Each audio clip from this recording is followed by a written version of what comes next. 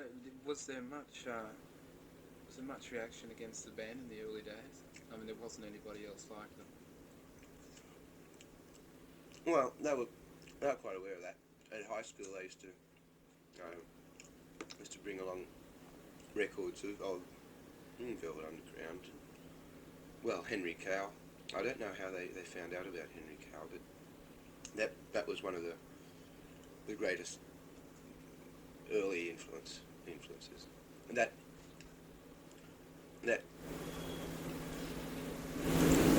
jazz theme. It's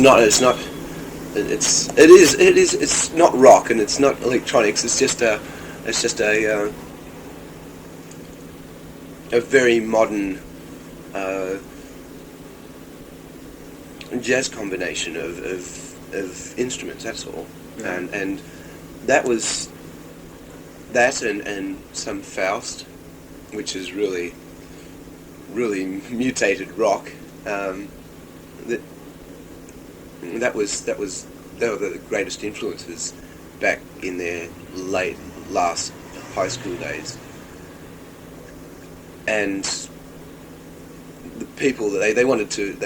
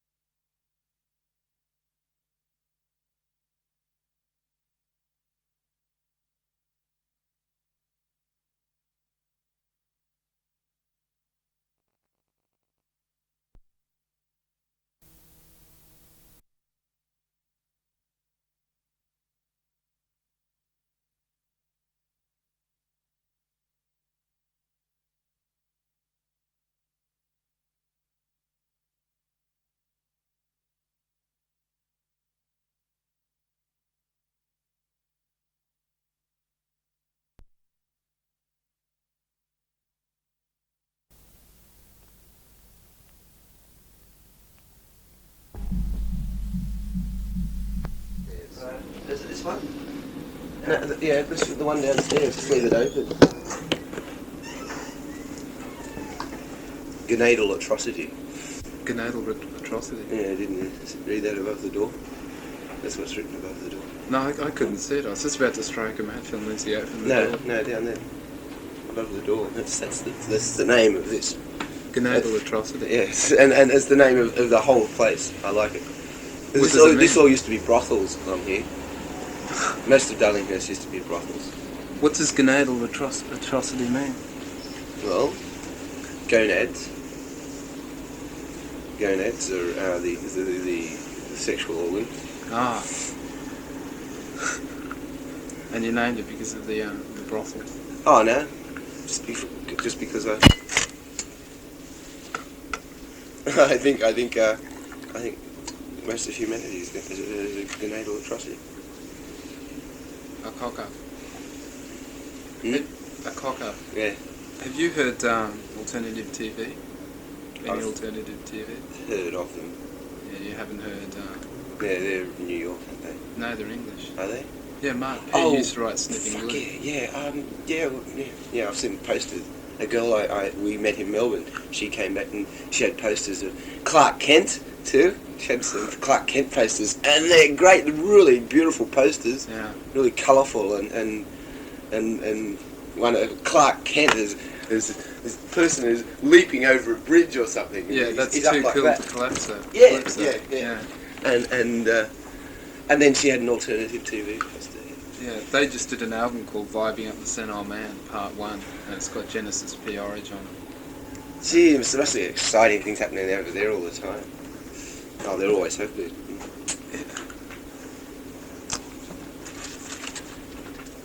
How long's the band been going? The band's been going as an entity for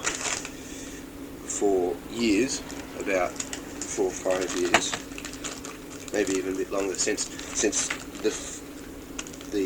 Phil, Rod, and Lindsay used to go to Sydney Tech High School at Hurstville, and with a couple of other people from there, they used to play with each other That's different places around the southern suburbs, and they used to just muck around in garages using pencil cases as drums and percussion and things like that. And sort of quite usual beginnings for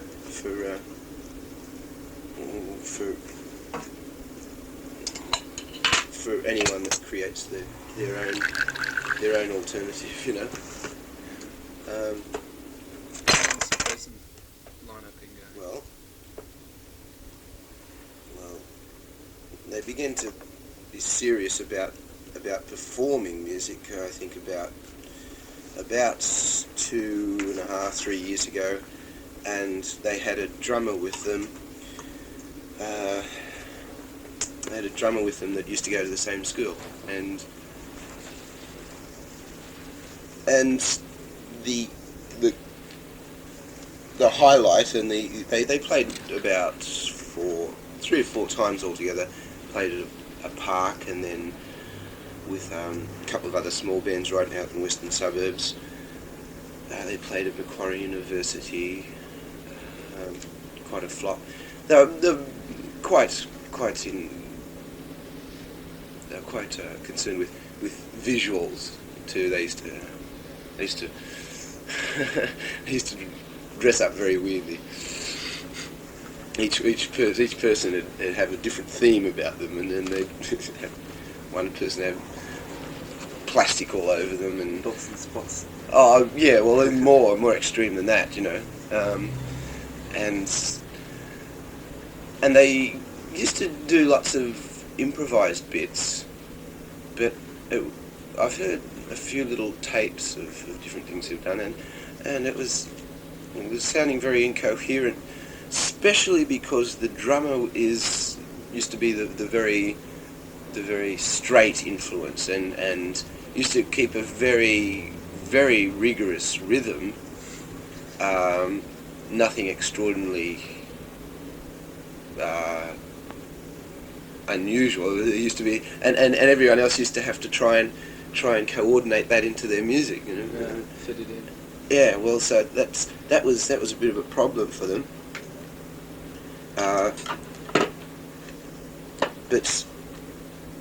But the culmination of that lineup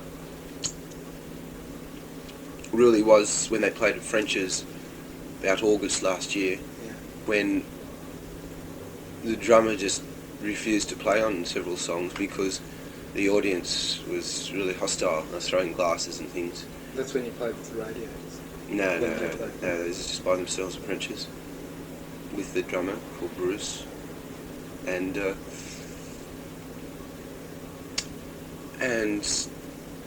it just didn't work. So they didn't hear from him after that for quite a few weeks, and I had only been in Sydney about a month or two, and I was just ready to leave. I was really frustrated because I'd come to Sydney to create something, and I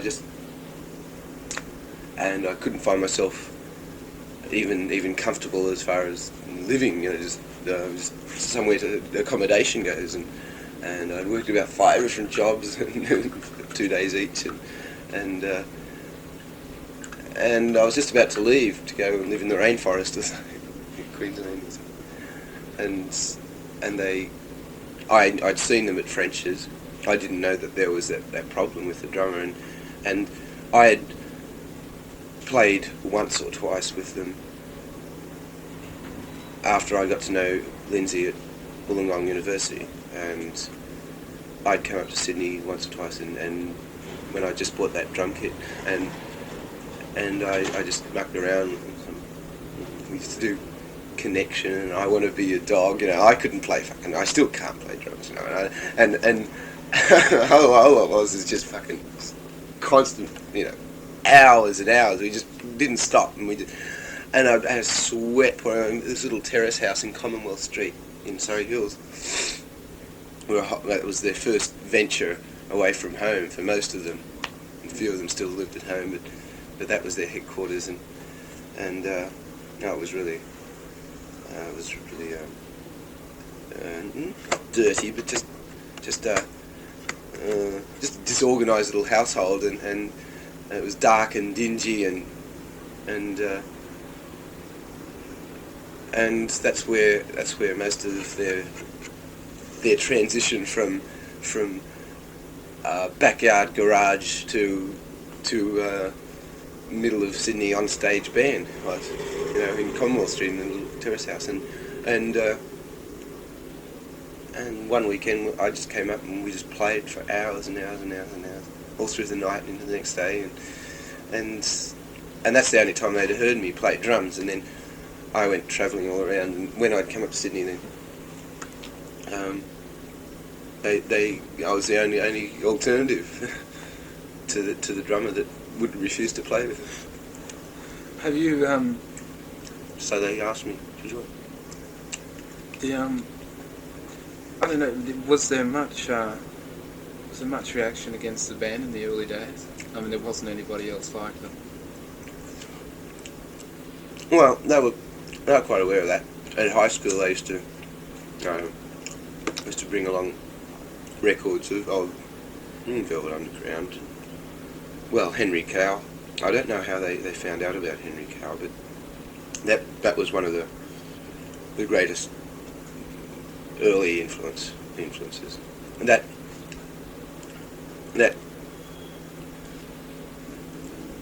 jazz theme. It's not rock, and it's not electronics. It's just a very modern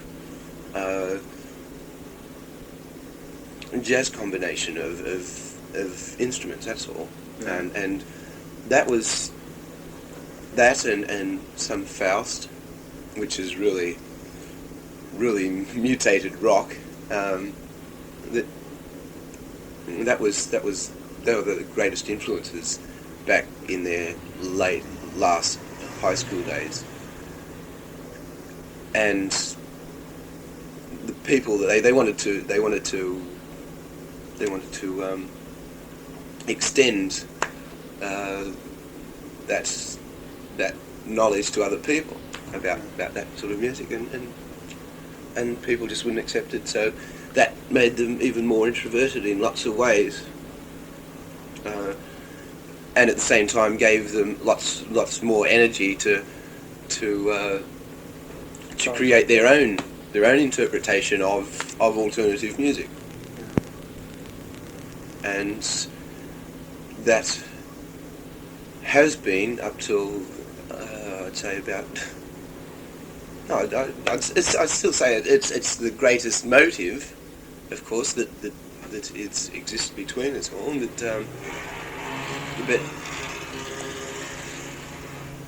But there certainly is the individual twists upon it now. I mean, now that we can see that everyone can see that we're achieving that, beginning to achieve that the satisfaction of creating an acceptable form of alternative. Yeah. But everyone is beginning now to exert more of their own individual aspirations onto the music, and I think that must occur in lots of bands. Really historically, that's what happens once everyone realizes there is that acceptable form of communication with people, that you begin to try and exert more influence, more of your own tastes on that music, and it becomes a medium of not just pure musical satisfaction. It becomes a medium of social and economic means.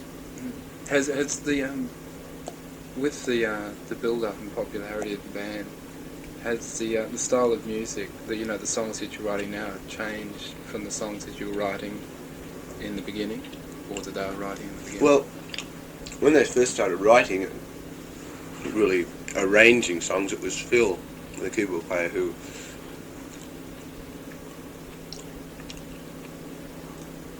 through various means, sometimes mathematical equations, other times sitting in an electric train tripping, just different times he just come up with some not riff, but he'd have a riff and he just Build from that. There'd be just an arrangement, some sort of combination of sounds around that riff that would come to him immediately. And he used to arrange most of the guitar and organ and bass lines for, I think, a period of about 12 months, I'm not sure, but that was at the beginning of when they used to start planning songs. And but then from there it's Rod and Phil, Rod and Lindsay have been arranging things too, and Rae and Phil have been sharing the lyrics, and then till now it's quite very, very communal. If someone has an idea, they just play it, and we just all adapt to it, and someone suggests some lyrics. So basically, it hasn't changed. Yeah, really, in essence, yeah. It's just probably a little bit more organised, but more organised into an effective. Well, I wish it was more effective, yes. But an easy way of. It's the most satisfying for someone to just suggest something and everyone else to adapt to it. Does the does the environment play?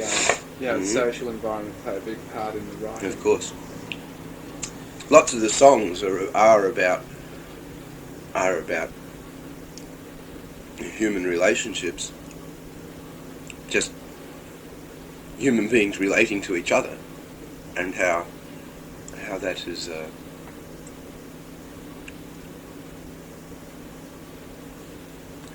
just so perverted and neurotic.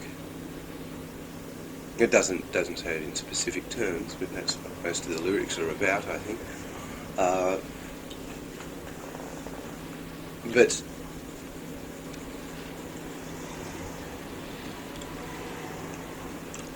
the music itself is more of just just imagination and nice sounds, there's originally there is still an element of originally there was more, but there's still a tremendous element of not aggressive but angry energy.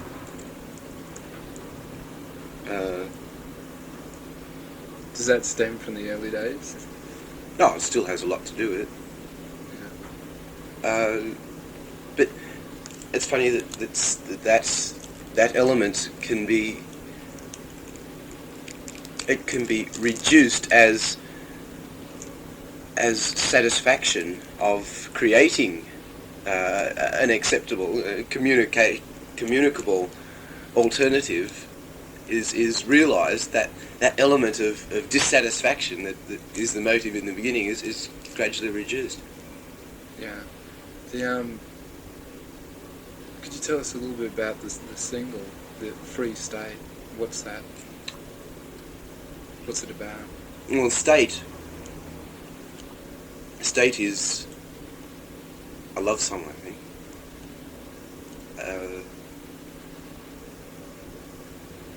It's the lyrics are Phil's, and it's about some romance, I think.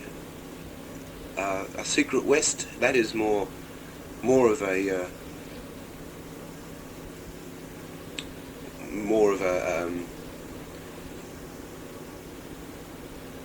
more of a communal feeling, environmental feeling.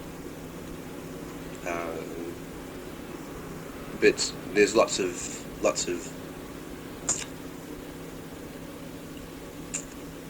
not meaningless, but incoherent, absurd lyrics there. What's the Latin at the end there? I knew once. Something like an enter or but- something. Yeah, there's an et tu brute. Et tu.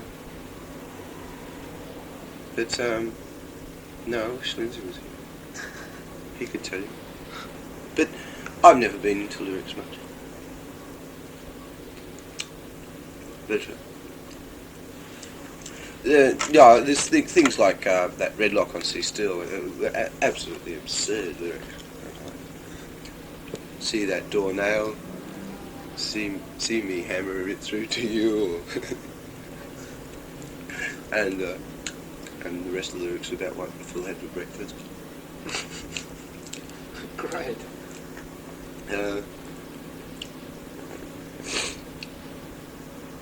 Of course, there's lots of emphasis. Of course, I mean, otherwise,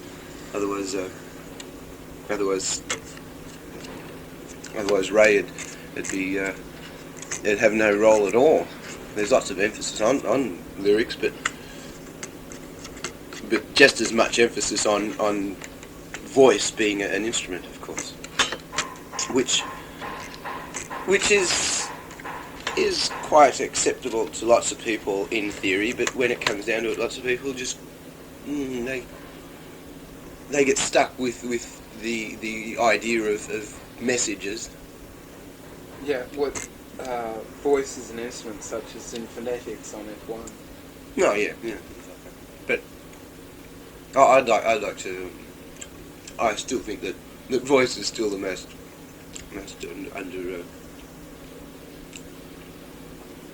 underused, underexplored instrument for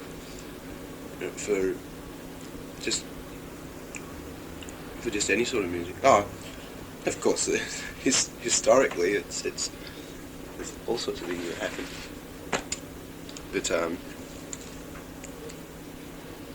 but combining just voice and current technology, there's still a lot to be explored.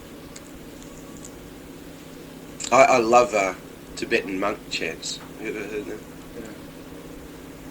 Yeah. In the little temples up in the Himalayas. And stuff like the Eton Boys Choir doing the Christmas carols. Yeah. And great. Bing Crosby slowed down. Yeah, it does become so much being able to understand the words. It's the basic sound overall. The have any of the modern English bands, such as Throbbing Gristle and people like that? Not much influence at all. So There's an occasional one that stands out. Like I mean, it's all very individual now. yeah, There's nothing. There's not very much that has really a simultaneous influence on all of us. This has got a lot to do with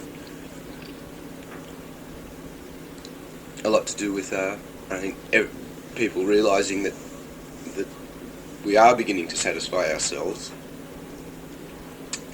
according to our very early motives, but no, lots to do other things, but no, there's no real one influence that's shared that is current really around the world now. It's just like Rae really likes Susie and the Banshees, and well, Lindsay likes Talking Heads, and I really don't think that they're real influences just relative to what happened years ago. Yeah. In that way, they're not influences on your music as a whole. No. Hello. Hi. All right. Do you think you'll get more acceptability as that scene in England emerges, or Acceptability? I don't know about acceptability. well, What popularity? acceptability? What if we were over there, or acceptability as that influence develops over here? Yeah, as that influence develops. Oh yes, I'd say it would become what over here, but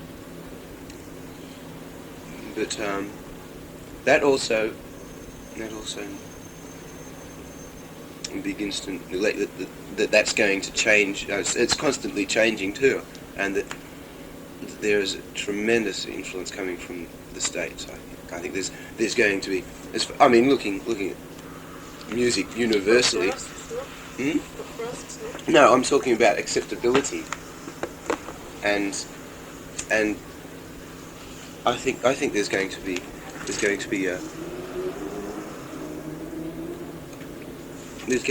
some sort of emergence of very new technology and some sort of disco sound that's going to really overwhelm most current popular concepts of what rock music is. Yeah. How would you describe your music? I mean, everybody's got a different interpretation of what they're doing. Throbbing Gristle will call themselves industrial music, and then there's minimalism, but everybody seems to have a different interpretation of what they're doing. It's really up to everyone that is. It's really hard to say what we are and what we're doing.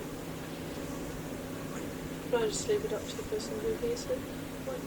What herself or himself it is to them.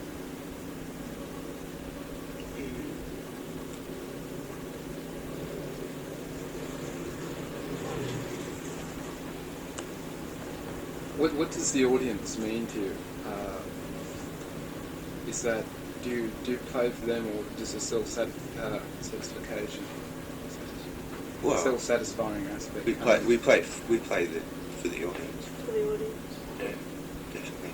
That's years ago. It was playing for ourselves. You weren't here. But that's it. I'm saying, Voigt was then, years ago, and where I was playing for myself too. I was in Wollongong, playing with a band called The Nothing. And that was playing for ourselves. But there comes... We've tried sort of, as we've been together long enough, to sort of be more acceptable for the audience.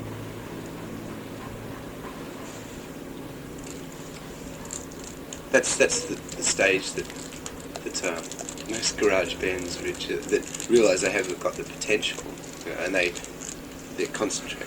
Well, it's where you become a performing band, and you leave the garage. When you decide that you are going to play, you're going to perform, and you have to always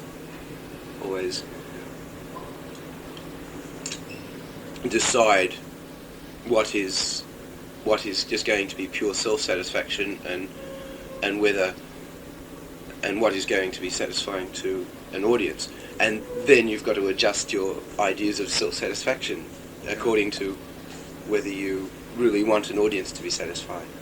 Does when the audience starts to like at French's, when the band started throwing glasses, what happens then? How does the band cope with that?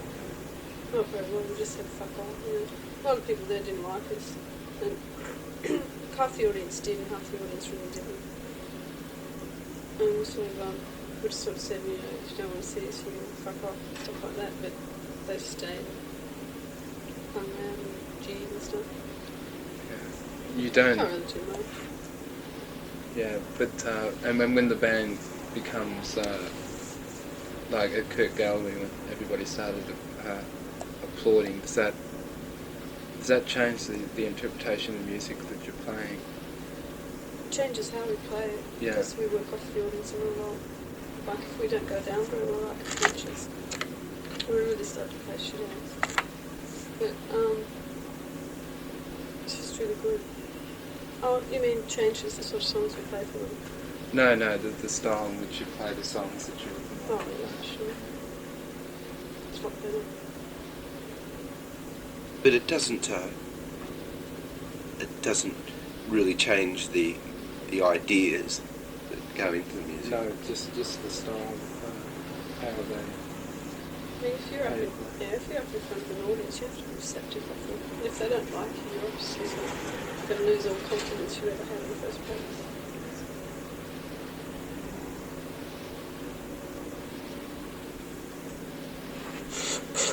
Do you have a tour around here? Just out there and to the right.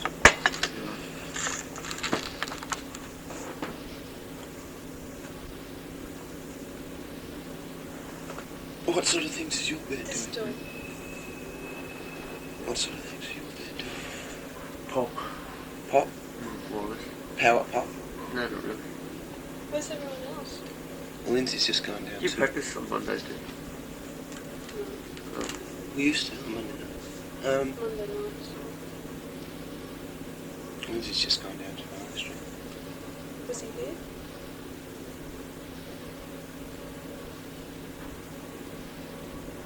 About the week after you're playing, the week after, on a Sunday, if you want to play with someone.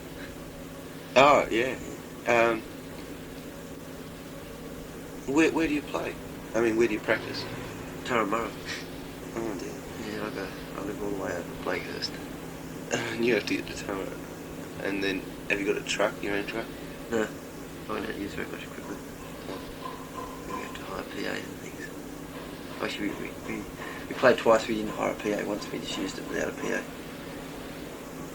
Right. The Brazilians. Brazilians. Actually, PA without a PA was very good. You couldn't hear what you were doing on stage, but the sound was really good. See, the singing was going through a bass amplifier, the vocals through a bass amplifier. Yeah. It's really good sound though. Yes. Well, it sounds like it's about 5 different bands playing, so music's going in opposite directions practically. So I was right in front of the bass amplifier so I could hear the vocals, but he couldn't. So. Any plans to go up to Queensland? I know it's a pretty stupid question, but... No, well, If we get work up there, we will. If you can organise anything where we'll play. we'll go anywhere. Sure. We'll go anywhere if it's you know, if it's possible. Yeah, it's just that at the moment it probably wouldn't be possible because the licensing squad has cracked down on all of the 4ZZZ places. What, because of volume or because of? It's political. It's very political. The What is 4ZZZ it's a sort of very anarchistic station with more aligned to sort of communist thinking, and they're very anti-Pearson government. And they had a confrontation with Russell Hinds at the opening of a hospital down in Southport. Opening of a hospital. Yes, they came dressed in 4ZZZ t-shirts and stubbies and thongs, very natural for what they would, they get around like that all the time. And they had 2 guys down there, and they were interviewing people dressed up in their penguin suits. And then people kept on saying, who's that lot over there? And then Russell Hinds, who's the deputy leader of the National Party, came up and said, where are you from? I said, 4ZZZ band. They tried to interview him, and he said, go away. Words to that effect. And then a week later, the licensing squad revoked their license for Queens. And it came very suddenly. And then they had the York Hotel So they moved to the York Hotel, and then the licensing squad stopped that even before a band had played there. So they've now got the patch at Coolangatta, which is a Surfside resort, Yeah. and then a place called Cleveland Sands. But I mean, anybody from the city just can't get out to the Cleveland Sands. Most of the kids who are interested in that sort of music just don't have cars and they're all old. There's no way to get down. And I suppose there must be lots of blonde-haired surfboard riders around. Oh yeah, it was great. We went to see Young Modern, and they Yeah, very well, Take Young me Modern. on. We went. Oh, we got staff into town, so we raced down to Coolangatta, and it's a surf's paradise. Yeah. And they had surfs and old hippies dancing to Young Modern. And But what about their acceptance of, say, what you do or what we do? What do you think about that? the surfs would really hate us if we ever played down there. They'd probably walk out and hell abuse at us. When the Stranglers played at the Cleveland at the Patch, there were serfs dressed up in their normal gear, and then they'd have ring pull cans from the nose to the ear, and then they'd have light bulbs hanging off, and they'd be doing the famous surf dance to the sound of the Stranglers, which is entitled "Going Like This."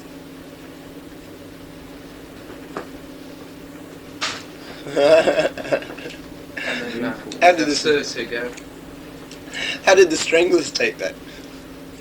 They saw them and went, oh, great. Fun. Turn around. But there was a hell of a lot of punks there, and we took up the first couple of rides. And that's quite funny, seeing the famous surf dance. And they wear tight trousers, and then they stick their asses out. And they're the little surf girlfriends who are... They're very generalised. You can almost do a Dave Warner sort of send-up of them. They'll have a very tall surf with a beard and long hair and ethnic clothes, and then he'll have a very short girlfriend who will have an ethnic dress. Petite dress. Yeah. And there were just so many couples like that. And it's just really very funny.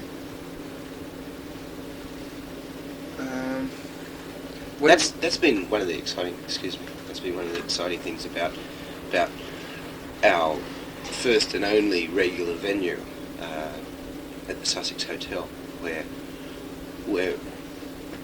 even the first week we played there, it was quite noticeable that there wasn't that there were all sorts of people there. You know, all different different social orders of people. You know, and it wasn't drawing from any area in Sydney. It wasn't drawing from any social set at all. There were people just having really, really fine modern clothes, and others just up in just all black, and some old people with beards, and some really young girls, and and that's what's happened. We only got about 30 that first time we played, and then it started building up towards 80 at the end, 80 towards 100, and they're all different, really different.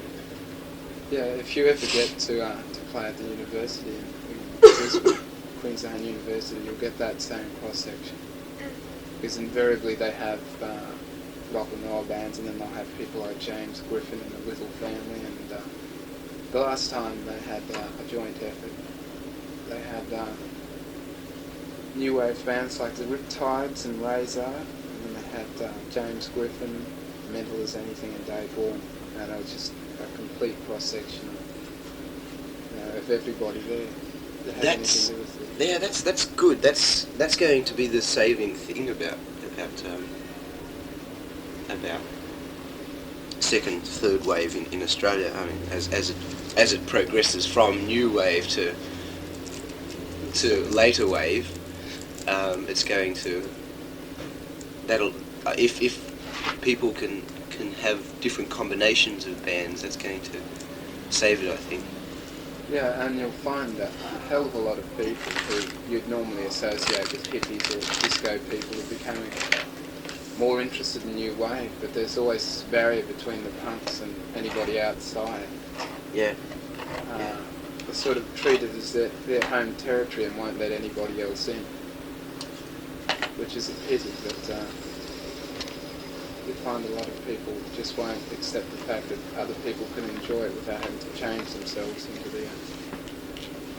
the fashion of the day. Yeah. I don't know whether it's going to get to the masses, though. What happens to that music before it gets right out to to masses of people? What do you mean by that? Well, where it becomes acceptable to suburban radio and then to suburban halls. What's the band's plans for the future? Just the single coming out. Hopefully, yeah. And we'll just try and play as much as we can. We haven't really got any.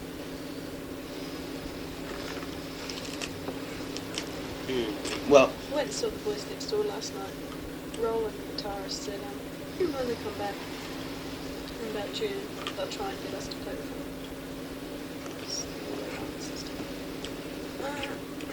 Yeah, I saw Roland at the Kirk Gallery. Yeah, they're all good. well, they only got there late, especially last night. That they didn't. Just want to be done, you know. They think also the band's plastic. No. Even as earlier, recently, as 6 months ago, there were ideas of going to England, weren't there? I think. Yeah, but you know, we just got to wait and see. Yeah, but that's not really as important now. Have you thought of sending the single to Rough Trade? Yeah, we have. We heard from one guy who was running a small fanzine. He said, send over an autobiography and history of the band, you know, what we're going to do and stuff. We haven't heard anything more from him. What's the fanzine? Okay. Outlet. That's what's happening. That was the only response we've had from England. Yeah, Did you send any singles over? Yeah, we sent 25 to Rough Trade. Then we distributed 5 to Jumpy and Enemy and Yeah, it's a better review, hasn't it? It's a better review. no. Probably last. Maybe so.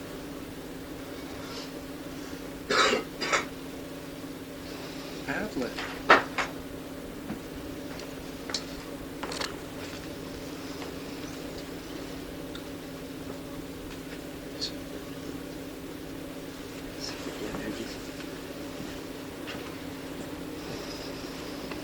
This guy's got a really wide spectrum.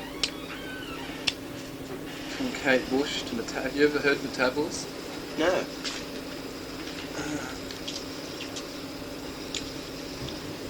Have you ever heard of File Under Pop? They had this rather bizarre single they had. It was called Heathrow, and they recorded it live at Heathrow Airport, and you can hear the planes coming in and the people talking over the loudspeakers, and then it's sort of like Voigt. They played sort of very jazzy flying lines, and then they'd go back to it. And it's quite bizarre. It wasn't. There was nothing that could touch it. Metabolist are pretty straight compared to File Under Pop. Then this group's called Teardrop Explodes. They're all right.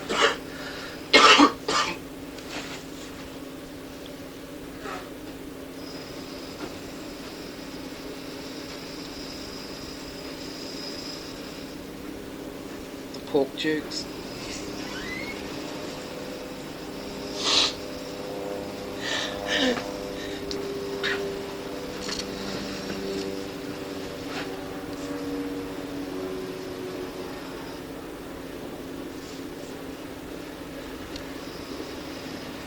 tell you there's lots of background noise. Yeah.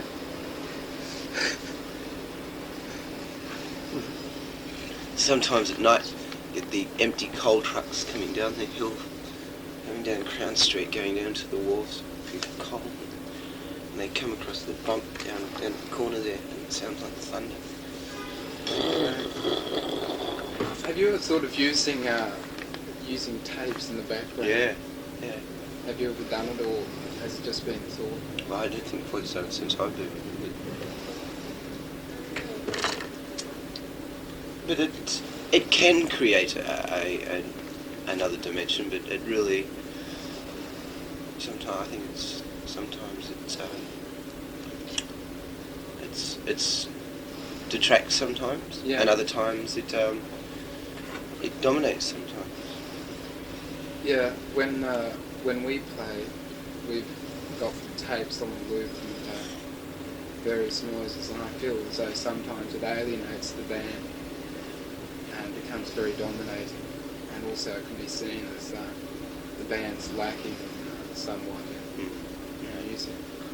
But I live out 8 miles out of town of Brisbane, and a couple of times I've taped coming in on the train and sitting with Greek people who are talking, and you'll get when I use this tape recorder,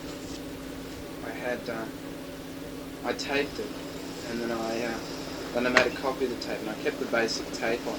And usually what happens if you don't wipe the tape on an eraser, you can hear the background noise. That's why I checked the sound, just in case the Ramones came through. And I came up with a very strange effect with having a second level of the train noises coming in, the train approaching and getting in, having Greek women talk. And sometimes it'll just be very quiet, and all you can hear is the train running over the sleepers. It became quite impressive, and I was going to do that when we were playing, except some law students came down and said they couldn't hear their lecture, and we'd have to stop.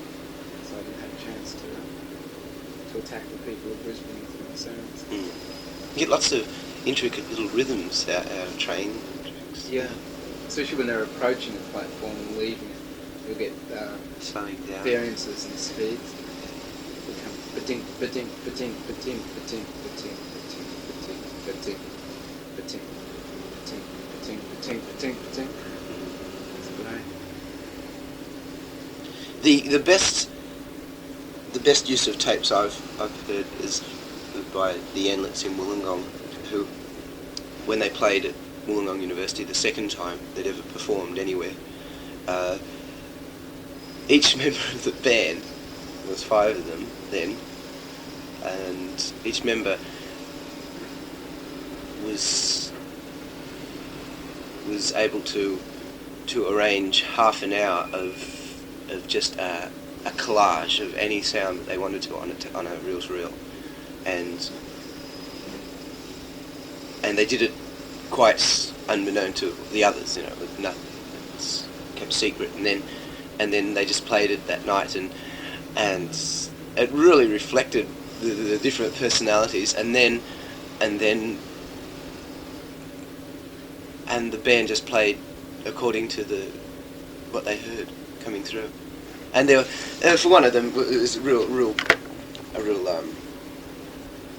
Bugs Bunny freak, and he had a Bugs Bunny cartoon at the beginning, and just collages of all sorts of things, TV shows, and washing up in the kitchen, and all sorts of things. Are there many bands like that down in Wollongong? There's not many bands like them at all. What, the Inlets and the Nothing with the only? Well, yeah, the Anlets is the Nothinglets after the Nothing. But that, yeah, they really contrast against everything that happened in Sydney. I always, because I was down there, and they were my roots, and I begin to just compare and contrast what happens, what I hear about and what I see, to what happened then, and still it's still the most it's really ambivalent because it's so accessible yet it's inaccessible in lots of ways too. It's just so different. They've arranged it now into a real pop type image that they don't look weird at all, but the music is just all spontaneous too, and it's in a power trio arrangement, and everything is just spontaneous.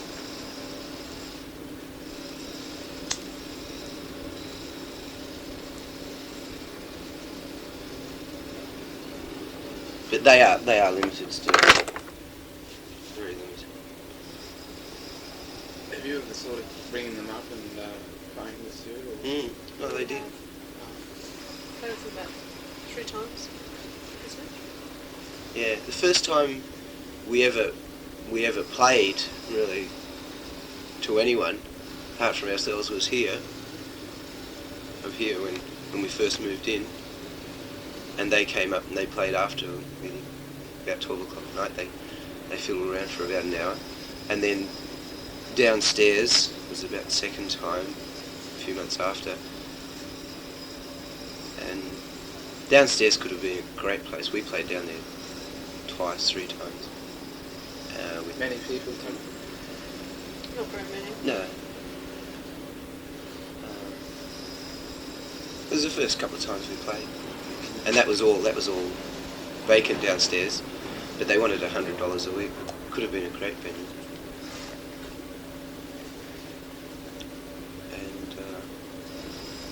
And then we played at Piermont between all that. And all of a sudden we found ourselves playing at a hotel. Where is the Sussex? It's down at the corner of Liverpool and Sussex Street. Oh. It's down near Dixon Street. I don't know. Dixon Street's little Chinatown. Oh, yeah. And that's been very good. Why the Sussex? Hmm? How come we got the Sussex? Because We asked Mark went around and asked him. Is that the only one you went to? Yeah. we went to lots. Wow, They played really? tape. You played tape for them. No, because they're she allows really anyone to start. She's a really good woman. Right. Stella, her name is, and she owns the place, and there's no residents around at all, and it doesn't disturb anyone. It's very good. How long do you play for? Sussex? 2 hours. 8 till 10. And you have to leave before 10. Oh, that's when the club goes. Yeah. Yeah. She's had lots of bands, and the Broken Toys. In fact, that's how we really got there, because the Broken Toys, they were one of the bands at the Grand, and they were double billed one night, and I went down to they were going to be playing at the Sussex, and I went down, and she gets angry at people not being reliable, and they were going to play on a Saturday night, and she was angry about them and not playing when they had arranged it, and then I asked if we could play, because one of the people in Broken Toys told me that they wouldn't be playing there that night, so we got the place. Is there any chance of us playing with you on Wednesday night, or would that? Well, yeah. If we played with someone else there, we'd have to start earlier, I'd say, quite a bit earlier, because it has to finish at 10. But You'd have to ask her too, but we couldn't say. yeah. We're not playing there Wednesday nights there anymore. It's nice working. What, you won't be playing there this Wednesday?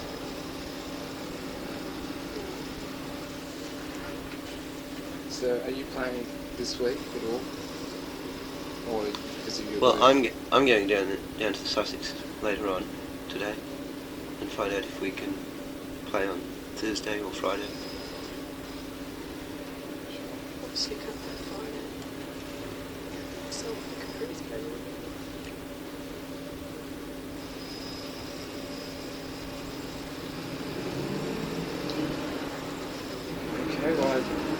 I don't know. Hopefully I'll get something from that. Oh yeah, it's the called the motto of Sydney Uni. Oh, I've never been. No, New South Wales Uni. I've never been there in my life. My sister went. And she told me. It means mind and body. Rendu Brutus. Just sounds good. It just sounded good.